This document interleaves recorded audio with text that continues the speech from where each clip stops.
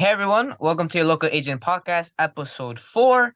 I'm your host Justin Venegas, or JB for short, and today I'm accompanied by Dajinae Bell, Realtor in Maryland.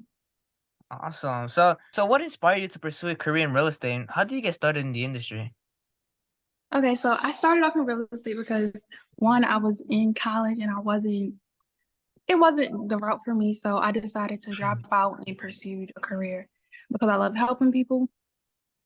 You can start by first taking a course to get in real estate. And then once you pass the course test, you take the state test and then you find a brokerage. Of course, you interview brokerage during this time as well after you pass your test. And you can, of course, you want to do just one, you would do as many as you would like. So, Awesome. So there's state tests. So it's like mhm. it takes me back to school years. When they also take state tests in middle school. Oh my gosh, is it sort of like that, or is it like way more difficult? Yeah, it's like state and national. So Ah, yeah, so it's kind of all in one when you take it, and you can't like even if you pass one course, like if you pass one portion, then that's the only portion you have to take when you go back. But it depends on how you fail the test. I failed the first time, and then like I waited like almost a year until like it was time for the course to be up, and then uh-huh. I did it again, and I passed. Well, congrats. Well, second time's a charm. It works. It works. So in the state test, is it like more than one realtor, or like more than one person trying to become a realtor, or is it just one you in a room and you gotta just take the test? How is it? So yeah, it's a lot of other people there. So it's like you don't know who else is taking the same test as you. Hmm. So there's a lot of other people in the room.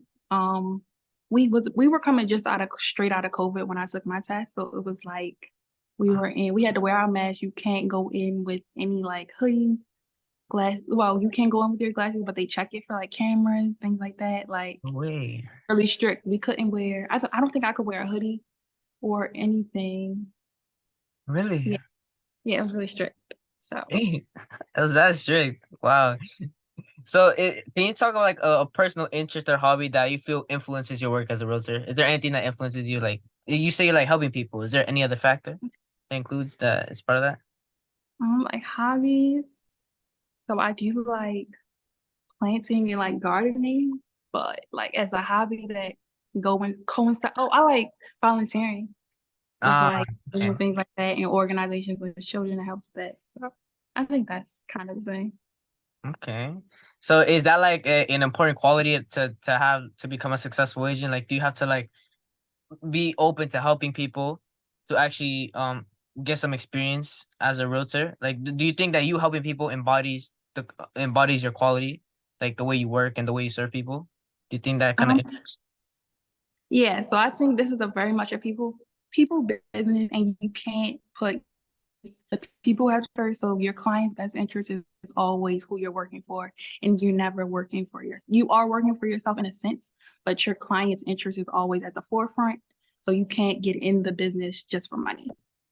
Mm, yeah. Is it? Do you kind of see those mistakes being taken by new agents that are just recently coming into the field, or what are there any other mistakes that you see new agents constantly falling through? Um, when trying to serve people, like, do they serve for money, or do you tell them not to serve for money and to serve for another purpose? What's kind of your advice for them? Yeah, I would say not to serve for money and also get as much education as you can so you can educate your clients and be one up in the industry as well. Awesome, awesome. Well, we just hit into the first game show. And I call it fact or fiction. Uh, Okay. and yeah, I just want to know how good you know your market. So far, no one has got all three of them correct. Hopefully, it could be the first one. Okay, Okay. so fact or fiction? Question number one. The Mhm. Maryland housing market has seen a surge in demand due to COVID-19 pandemic and remote work. Is this fact or fiction? I would say yes. Yes, it is. Yeah, it is actually fact. Yeah, it has seen an increase because of COVID-19. Um, according to the Census Bureaus and Zillow. So, okay, one for one. One for one. Now, the second one. Ma- The majority of homes sold in Maryland are single family homes. Is this fact or fiction? I would say yes. Yes, it is. Yes, it is. Okay, two for two, two for two, two for two. Yeah, according to Census Bureaus, again, majority of homes constructed are single family homes, and supposedly there's this law that Mhm. on single family homes. Can you sort of like fill me in on that, on the law that there is on single family homes? I'm seeing right now. I'm not sure which one. Like, is it that can be like? Are you meaning like how much can be? Could you like specify the question a little bit? Oh yeah, well no unless like for homeowners, there's like specific law that gives them the benefit. I gotta do more research on that one. Not sure, but once I do get those information, I'll tell you more later. Okay, so far two for two though. So far two for two. Now, This is fun. now the second one. The median home price in Maryland is higher than the national median home price. Fact or fiction? I would say fact. Fact? It's a fact. The median home price for homes in Maryland is higher than the national average. Mm-hmm. Mhm. I'll say fact. You might be wrong, but Well, there's always a first. There's always a first. The first one to get all three of them correct. First to get all three of them correct. Wow. Okay. Yeah, it's actually true. Actually true. yeah, According Maryland. to yeah, according to Redfin, the median home price in Maryland is 376,400 in February of 2023, which is 3.7% higher than the national median home price. So got that one correct. Oh yeah, okay. So I was doing the research, uh, and yeah, nothing came up. Never mind. I don't know. What I was thinking nothing came up. I'm sorry. Nothing came up. I misread something. My bad. Well, to bring it back on track. So segment two, is who you typically work with, and why do you enjoy working with that particular group of clients? Now, so far, all of the risks that I said are investors. I'm so curious on what you would think. Well, who do you work with? I would say I work mostly with first-time home buyers because that's mainly Mm. like who my sphere of influence is. Most of them haven't bought a home yet, and yeah, yeah, most of them haven't bought a home yet. I'm trying to think what else. Yeah, I would say it's mostly first-time home buyers, Mm-hmm. and I enjoy educating them on the process and letting them know that they can own a home at any time of their lives, whether they're turning 40 or just graduating from college. You have a possibility of becoming a homeowner.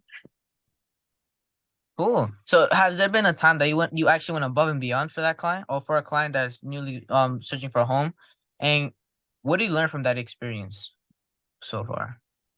I would say go going above and beyond for your client should be always be the experience. Given the highest amount of customer service should always what you be shooting for, so you can receive referrals and not asking directly for referrals. Awesome. Have you ever went above and beyond for a client by any chance? Yes, of course. How did that sort of look like? Just to give an example to the audience. Okay, so I would say for me that looks like, of course, negotiating for her best interest, and of course, educating her on everything about the home and how it could benefit her or how it could go against her and things like that. Awesome, awesome. Now, do you agree with this? Is your first home your dream home? Do you agree with it or no? No, your first home doesn't have to be your dream home. Your first home can be your dream home, but that also depends on how you want to be in like the housing industry in itself. You Mm-hmm. could want to just have a home for your primary residence, or you could be someone who wants to invest and build a portfolio. Awesome. Now, with this information, do you use this to do you honestly tell this to them, to your first home buyers? Like, do you tell them your first home is not your dream home? And in that way, with you being honest, does that help you build trust with your clients? Or what strategies do you use that you ensure that your clients feel comfortable working with you instead of with other realtor? What strategies do you use? Okay, so no, I don't say it depends. I gauge the conversation Hmm. depending on who it is, like it's a family member or like a friend and like a complete stranger. Of course, the techniques are different. But I ask like what do they really like in a home or don't they? Is this like a deal breaker if you don't get this? Hmm. So those are a few techniques I use. And what was the other question? How do you ensure that your clients feel comfortable working with you? What sort of techniques Mhm, do you use? interesting. Do you like follow them up on social media? Be like, hey, um, new fact about your home, or like, hey, I just recently learned that this neighborhood has this school, or something like that. Do you do sort of do that sort of Oh, stuff? yeah, I do like email nurturing. Mm-hmm. So it depends on how we came in contact. That's how the nurture process will follow. Kind of. Okay. So a follow up system. Okay, gotcha. Now, other than clients, right? There's also like being a professional and reaching out to industry experts like lenders, attorneys, and home inspectors, right? So, how do you approach building a relationship with those types of people in your field? Okay, that is a great question. So it depends. Like for those type of things, I'll send like an email or a call. I know some people don't answer like immediately, so like and they have like tight schedules. So an Hmm. email first, and then we'll schedule a call, and I get acquainted with them like that, and then we usually meet over like a cup of coffee or lunch to get more acquainted and see if we could benefit through partnerships that way. Copy. So, is it like a one message and then you wait to respond, or like do you message them like each week or each day? How do you sort of approach that? Like Like just the point that before, you mean like before building the relationship, or like yeah, just like just off of first contact? yeah, it's to the point like you don't bother them as much, but you want them to notice you. Like how like let's say they don't respond to your first message in 2 weeks. How do you approach that? Do you send them another email, or you text them again, or you just wait until you get a response? How exactly? Yeah, I feel like a week or two if I don't get a response. But like usually with lenders, like they kind of respond pretty quickly. So Gotcha. those are Okay. So we head on to our next game show, which I like to call Two Truths and a Lie. Well, you basically tell me two truths about yourself and one lie about yourself. Now, this could be related to client work. Let's say a time you work to the client, or some interesting fact about you, right? And I have to guess which one is a lie. And so far, I have not gotten any right. So hopefully, this is my first time. And yeah, shoot right away. okay.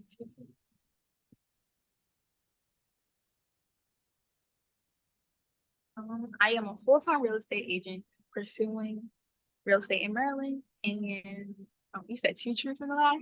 Yeah, two truths and one lie. Um,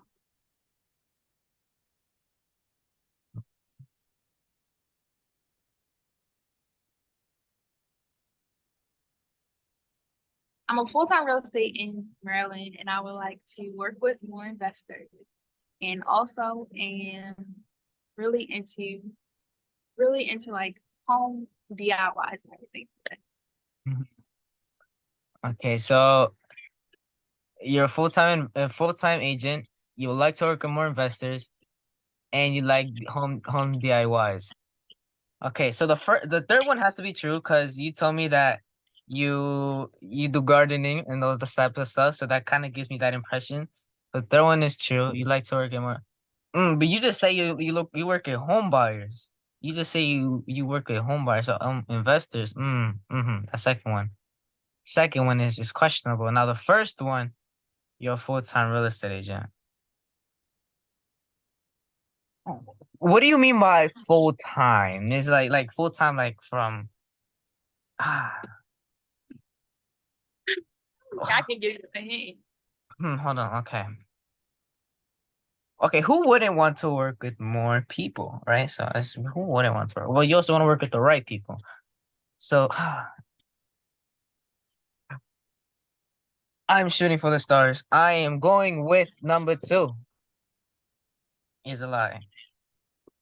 Number two, no. Number one is a lie. I'm not a full-time real estate agent. I'm part-time, but Ooh, I should have just shot for that one then. Oh my god. Okay, so what? you had the right explanation, but you went with the wrong answer. when you said That's right. How come you want to work with more investors? Can you sort of like explain to me on why you want to work with more investors? that's just like a market I don't really have experience in. Well, Mm, not have experience in, it's like just haven't worked with a lot of them. Like I know like how it works, but I just don't know. yeah, yeah. According to like to all other privacy interviews, previous podcasts, majority of them like to work with investors because supposedly they understand the fact that the first home can be a dream home, and because real estate is really a generational wealth type of thing, right? So you could gain wealth, Mhm. like we could gain wealthy, and majority of the rich people actually own real estate. So I think that aspect is what helps realtors. Correct me if I'm wrong. I think that aspect is what helps realtors want to work more with investors because investors are typically more motivated to buy homes, and I think it makes realtors' lives more easier based on what I heard. But of course, I could be wrong. Just do you sort of agree with that statement, or you got any other inputs on that? What's your thoughts? Yeah. I wouldn't say it's more easier. I mean, someone could be motivated, but other things could come into play as well. So I wouldn't put one against the other. Got you. Now, now for our last segment, right? Can you share like a meaningful or impactful moment of your career as a realtor that really stands out to you even up to now? Like this could be like with your state test. It was like a really big thing for you that you passed, or was it your first time ever closing on a house? What was a meaningful, impactful experience that you had as a realtor so far? I would say, so can I do two? Or Yeah, you can go on. To okay, so I would say the first time is when I passed my real estate test.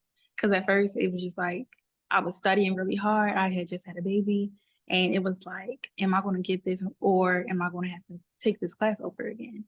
So it was just really like, wow, I did it finally. mhm, And so that was the first one. The second one was like my first deal I did. I had helped someone get a investment property for their business. And we've been searching for like maybe like 6 months. So keeping the hope as we search mhm. and seeing how happy she was at the end really made me happy. Awesome. And by the way, just if you already mentioned this, how was your first time closing on a house? How difficult was that for you? Like, was it? Do you had a like? Do you get help from your brokerage team, or do you get help from someone you know to close that deal? How you really went forward to closing like your first deal at all?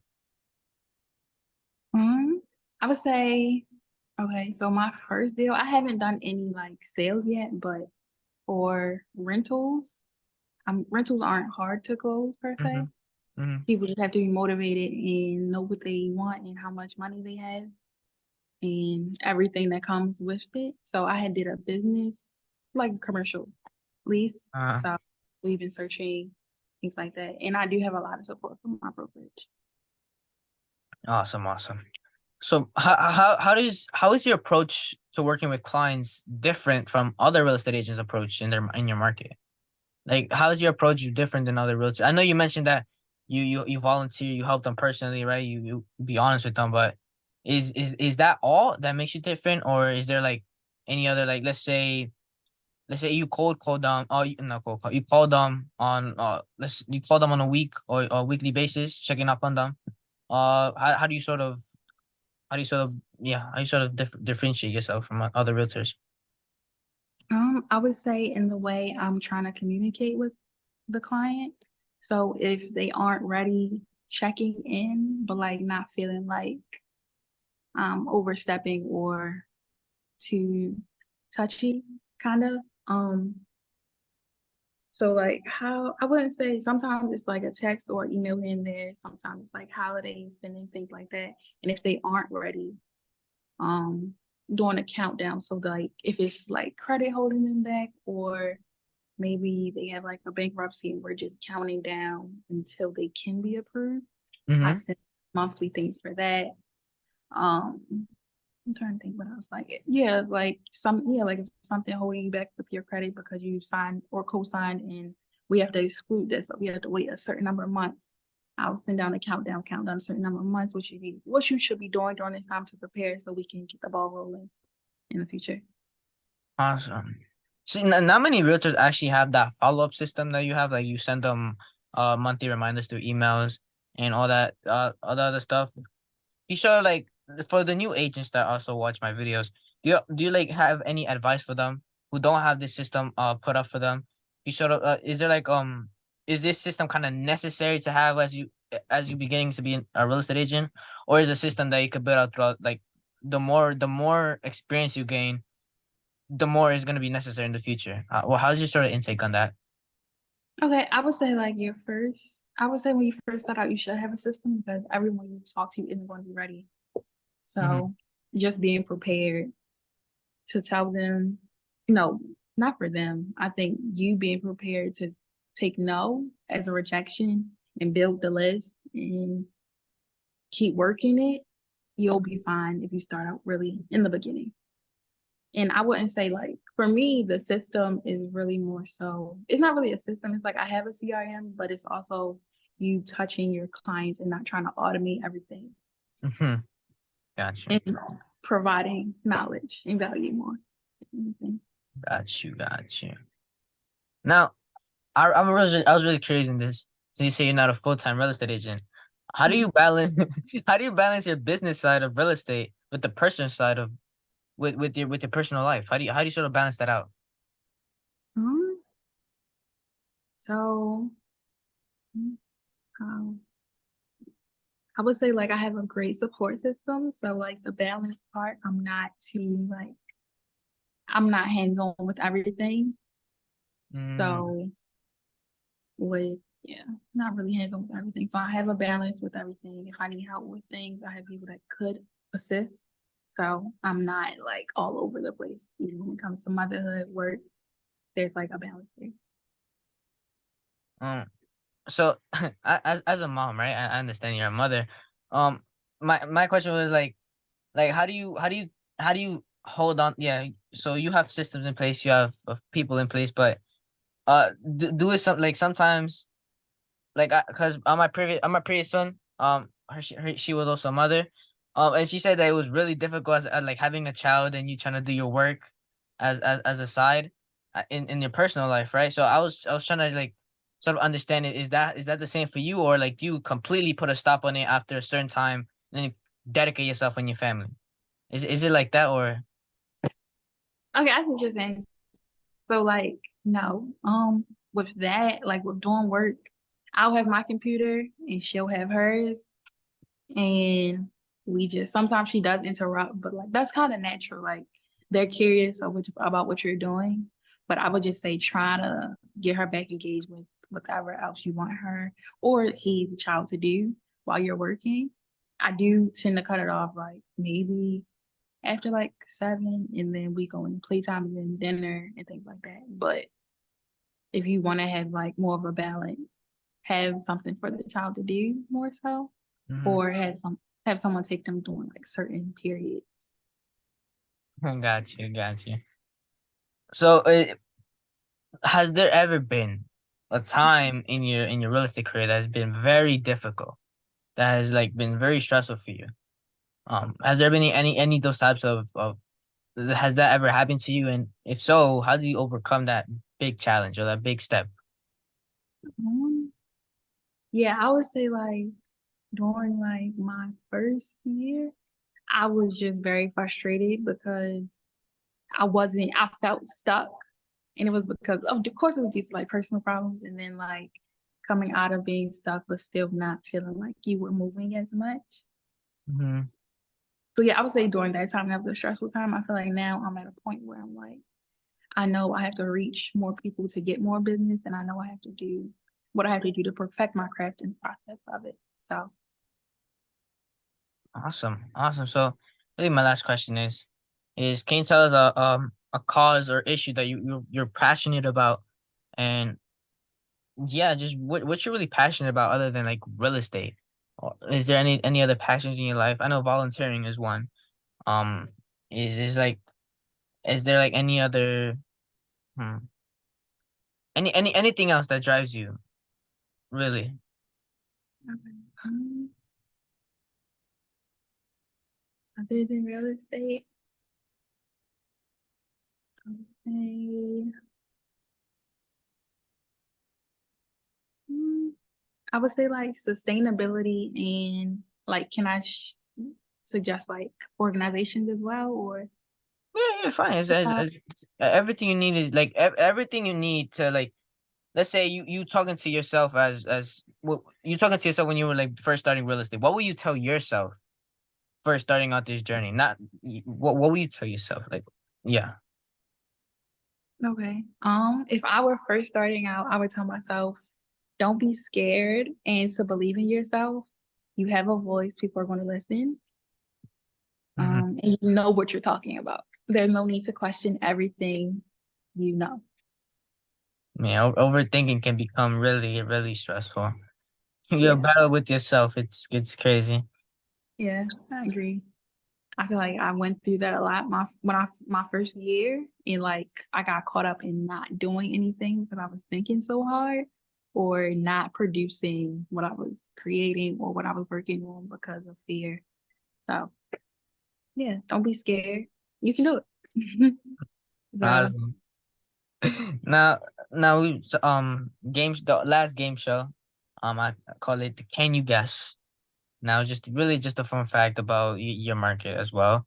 So, my question to you is, can you guess what is Maryland or how is is it Maryland? Pronouncing it right? yeah. How what is Maryland best known for? Mm,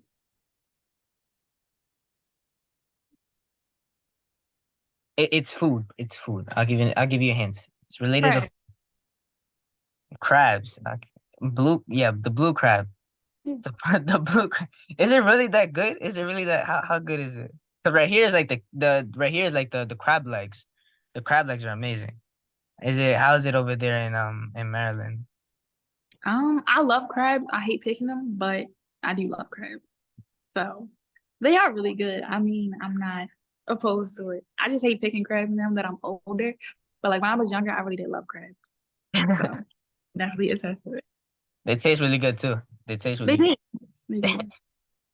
Yeah. No, the reason why I said Maryland is because I miss I I didn't realize how I didn't really pronounce Arkansas right. I said Arkansas, which is my big.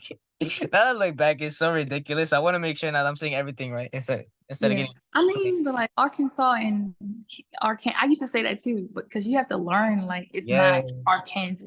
it's That's not not. Arkansas. It doesn't just come off like that. Yeah, when they mention it's Arkansas, not a set, not sat Arkansas. Never mind. Yeah.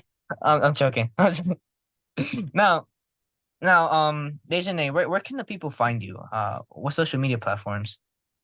Okay. You can follow me on Instagram at Dajinae Bell, DAJINAEBELL, and on Facebook, it's my first name and last name, Dajinae Bell, as well. And on TikTok, Deja Realtor, DAJTHEREALTOR. Awesome. So, guys, I'll link her social in the description. Make sure if you like this video, give it a like, thumbs up, share with someone else. And new agents, if you want to hop on, newer experience agents, you want to hop on and give your experience to the people and the markets in your market, make sure to follow up with me or I'll DM you on your Instagram. Awesome, guys.